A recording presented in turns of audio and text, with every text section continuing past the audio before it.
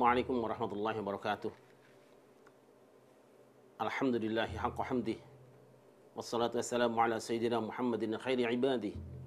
Wa ala alihi wa ashabihi wa man tabi'ahu min ba'di. Rabbi syrah li sadri wa yassir li amri. Wahlul 'uqdatam min lisani yafqahu qawli. Subhanaka la ilma lana illa ma 'allamtana innaka antal alimul hakim.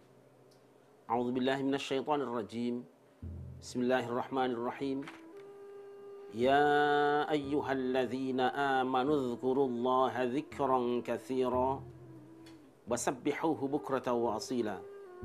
Huwallazi yusalli 'alaikum wa malaikatuhu liyukhrijakum minadh-dhulumati ilan nur wa kana bil mu'minina rahima. Shadaqallahul azim. Hamba-hamba Allah yang dimuliakan, Allah Subhanahu wa taala berpesan pada orang-orang yang beriman. Hai orang-orang yang beriman, berzikirlah kamu kepada Allah dengan zikir sebanyak-banyaknya dan bertasbihlah, memahasucikan Dia pagi dan petang. Hamba Allah yang dimuliakan, ini adalah sebuah paket yang Allah kirimkan pada kita semuanya. Ada dua pekerjaan yang Allah perintahkan pada kita semua, dan pekerjaan itu tidak menguntungkan Allah, tidak juga menyengsarakan hambanya, tetapi dia adalah jalan untuk kebahagiaan orang-orang yang melakukannya. Apa perintah Allah? Satu, banyaklah zikir kepada Allah, dan yang kedua, bacalah tasbih pagi dan petang.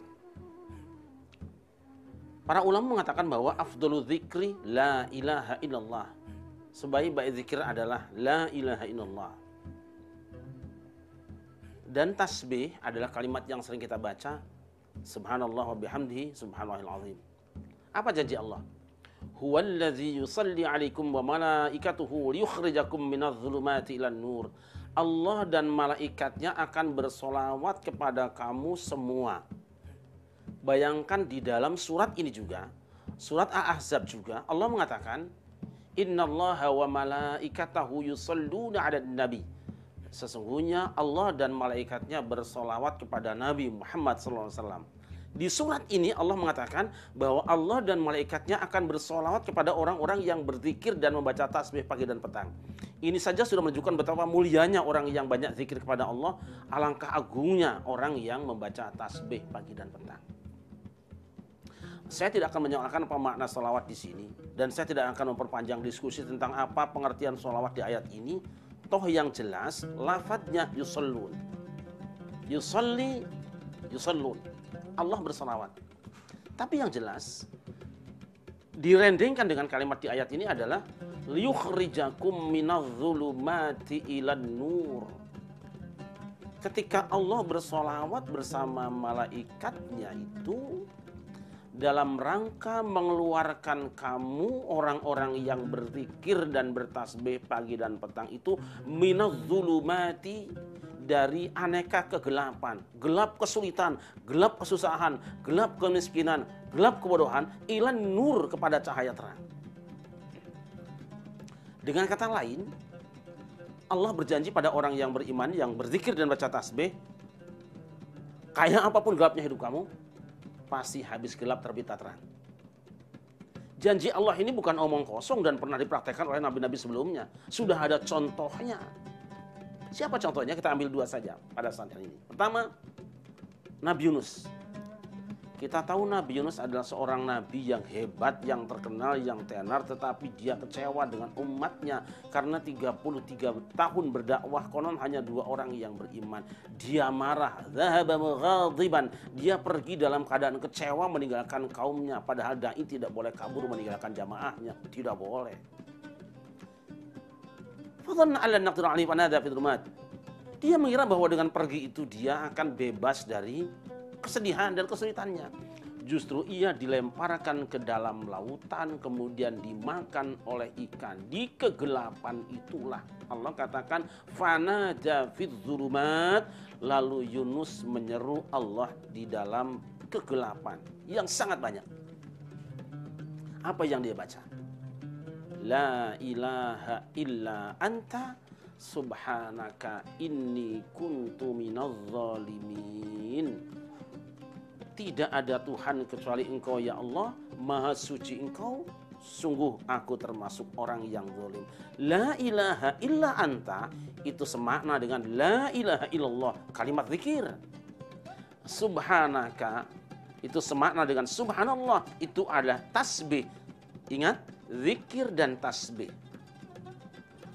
Lalu ditambah dengan inni kuntu minadz zalimin, sebuah pengakuan bahwa aku termasuk orang yang zalim. Tidak menyalahkan kaumnya yang mengejar-ngejar, tidak menyalahkan Allah yang memberikan tugas, yang dia salahkan adalah dirinya sendiri karena meninggalkan tugas. Hamba Allah yang dimuliakan, apa jawaban Allah? Fastajabna lahu. Maka kami perkenankan doa Yunus, wa najjaynahu minal gham, dan kami selamatkan ia dari kesusahannya. Kami lepaskan ia dari kegelapannya. Yunus keluar dari perut ikan dalam keadaan selamat, tidak terluka, tidak ternoda. Padahal menurut para ulama, Yunus berada di dalam perut ikan itu lebih kurang 3 hari 3 malam. Hamba Allah. Ada sahabat yang bertanya, wahai Rasulullah, saya bacakan hadisnya.